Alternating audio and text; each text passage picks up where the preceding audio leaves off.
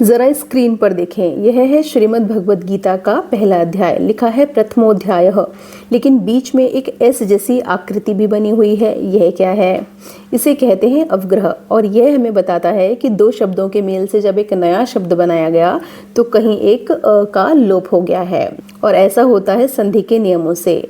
पहला नियम यह है कि यदि विसर्ग संधि में पहले शब्द के अंत में अ और फिर विसर्ग आए और दूसरे शब्द के शुरू में फिर से अ आ जाए तो विसर्ग का ओ हो जाता है और दूसरे शब्द के शुरुआती अ का लोप हो जाता है, और इस लोप को दिखाने के लिए ही अवग्रह लगाया जाता है। यहाँ प्रथम के अंत में अ और उसके बाद विसर्ग था और अध्याय के शुरू में अ था, तो विसर्ग की जगह ओ हो गया और अध्याय के अ का लोप हुआ और हमने लगा दिया अवग्रह।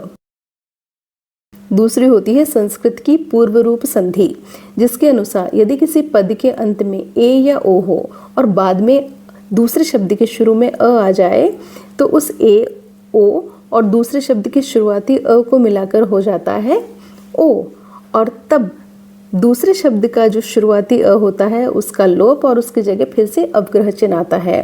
जैसे उदाहरण देखिए, ते अपि अर्थात वे भी। तो यहाँ पहले शब्द के अंत में था ए और दूसरे शब्द के शुरू में था अ, तो दोनों को मिलाकर बन गया ते अपि।